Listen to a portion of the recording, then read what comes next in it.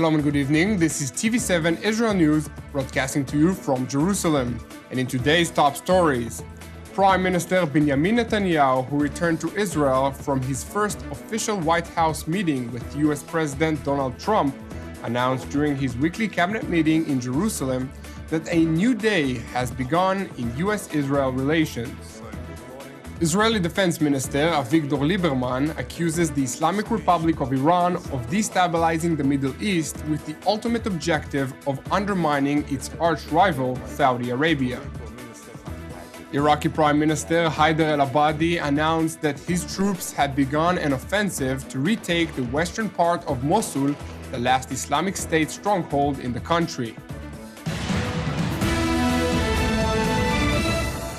Prime Minister Benjamin Netanyahu, who returned to Israel from his first official White House meeting with US President Donald Trump, announced during his weekly cabinet meeting in Jerusalem that a new day has begun in US-Israeli relations. אני חייב לציין שבסיום המפגש עם הנשיא הוא לחץ את ידי והגדיר את היחסים בין ישראל לארצות הברית כיום חדש, הוא אמר, a new day. ואני חייב להגיד לכם, יש פה יום חדש והוא יום טוב. During the Prime Minister's briefing to his ministers, Netanyahu said he agreed with Trump to create terms that will tackle different issues, including the issue of Israel's settlement construction policy, which the Israeli leader said Washington and Jerusalem have yet agreed upon. הסכמנו להקים צוותים כדי לשדרג את כל התחומים המרכזיים ביחסים בין ישראל לארצות הברית, בתחום של הביטחון, בתחום של המודיעין, בתחום של הסייבר, בתחום של הטכנולוגיה, בתחום של הכלכלה, בתחומים רבים אחרים. וכן הסכמנו להקים גם צוות במקום שעדיין לא הגענו אליו להסכמה, ואני מתכוון כמובן לנושא ההתיישבות ביהודה ושומרון. גם על כך אנחנו נדון. Prime Minister Benjamin Netanyahu spoke amid new reports on a secret meeting he held last year with leaders of Egypt and Jordan in a failed attempt by Barack Obama's administration to convene a wider regional summit aimed at restarting the long-stalled political process to the Israeli-Palestinian conflict. The report on the secret meeting, published on Israel's Haaretz newspaper, cited unidentified senior sources from the Obama administration whom claimed that Prime Minister Netanyahu, Egyptian President Abdel Fattah el-Sisi, Jordan's King Abdullah, and US Secretary of State John Kerry convened in the Jordanian Red Sea resort of Aqaba on the 21st of February 2016. According to the report, Netanyahu withdrew his support to the initiative after his far-right coalition partners raised significant opposition to the move, which would have led to the collapse of the government. TV7 inquired into the actuality of the report, yet was unable to verify it. Now to another matter, Israeli Defense Minister Avigdor Lieberman, who addressed the annual security conference in the German city of Munich, accused the Islamic Republic of Iran of destabilizing the Middle East with the ultimate objective of undermining its arch-rival Saudi Arabia. Lieberman took the opportunity to call on Saudi Arabia and other Sunni Arab states to advance in dialogue with the Jewish state to bring about a united front that would confront and defeat radical elements in the region. The second challenge, it's of course their efforts to undermine stability in every country in the Middle East. We can start with Bahrain, from Bahrain to Yemen, from Yemen to Lebanon, from Lebanon to Syria. And I think that, of course, their main destination, it's at the end of the day, it's Saudi Arabia.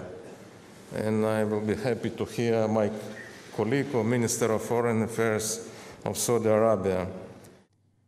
With regard to the nuclear agreement between Iran and the P5+1, the United States, Russia, China, France, Britain plus Germany, which was signed in July of 2015, the Israeli top defense official said the deal was an identical version of an agreement signed with North Korea that ultimately failed to thwart Pyongyang's aspirations of developing a nuclear weapon. The Iranian deal, it's copy-paste what we had with North Korea. And we see what the results in North Korea. And no doubts, if you ask every people, every man, every woman in the Middle East, everybody understands that Iran will be another example of North Korean deal. The Islamic Republic was put on notice by Washington last month after it test-fired a ballistic missile capable of carrying a nuclear warhead in violation of UN Security Council Resolution 2231.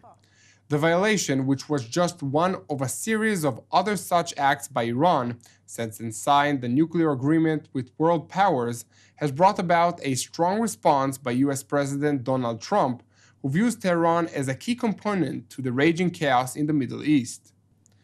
Meanwhile, Iranian Foreign Minister Mohammad Javad Zarif, who also addressed the Munich conference, refrained from responding to allegations against the Islamic Republic's violations. Rather, the Iranian top diplomat pointed to the alleged use of chemical weapons by Sunni Muslim militant groups that are fighting in Syria against Tehran's ally, President Bashar Assad. Zarif's accusations follow a report by Human Rights Watch, which stated that Assad's forces and its Shiite Muslim allies used chemical weapons during their capture of the northern city of Aleppo last year, an allegation rejected by the Assad regime and its allies, who in turn accused anti-government fighters and internationally recognized terror groups. The use of chemical weapons can never be condoned. Violations of the laws of war can never be justified under any pretext. And Iran was the first to condemn the use of chemical weapons by whoever commits it. Unfortunately, while we made some progress and Iran participated and played a significant role in achieving the chemical disarmament in Syria, unfortunately, the terrorist organizations, Nusra and Daesh, still possess chemical weapons, and it is important for the entire international community. And we have seen even reports by the United States confirming that these terrorist organizations have resorted to the use of chemical weapons.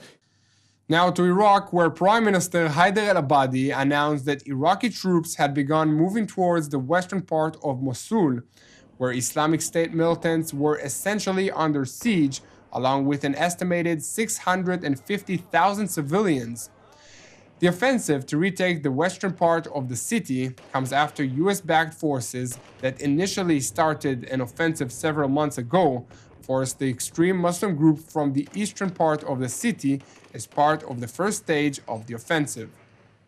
نعلن انطلاق صفحة جديدة من عمليات قادمون يا نينوى لتحرير الجانب الأيمن من المدينة من مدينة الموصل، كما حررنا المناطق الأخرى، ونعلن لقواتنا البطلة أن تنطلق بكل شجاعة وبطولة لتحرير ما تبقى من هذه المدينة، ولتحرر المواطنين من بطش داعش وإرهاب داعش، وتخلصهم للأبد من هذا البطش والإرهاب.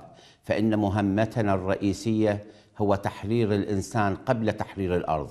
وها قد أبليتم بلاء حسنا أيها الأبطال بتحريركم لباقي المناطق والاهتمام بالمواطنين والنازحين وتوفير الخدمات لهم. ونؤكد مرة ثانية كما أكدنا سابقا على ضرورة الاهتمام بهم والتعامل مع المواطنين بكل إنسانية وتوفير جميع المستلزمات للنازحين كما عهدناكم أيها الأبطال أيها المقاتلون. The offensive to eradicate the Islamic State from the city of Mosul, the extreme Muslim group's last major city in Iraq, is the location where its leader Abu Bakr al-Baghdadi declared his Islamic State.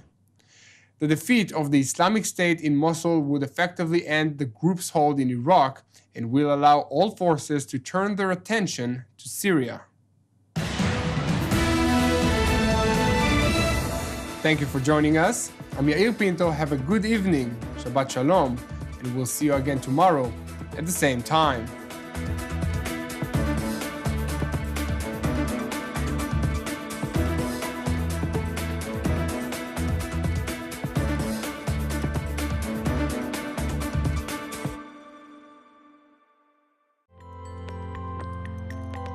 In order to donate to TV7 Israel News, please follow these simple steps. First, press the Donate logo, located at the bottom left side of TV7 Israel News Facebook page, or on the Donate tab at the head of the page.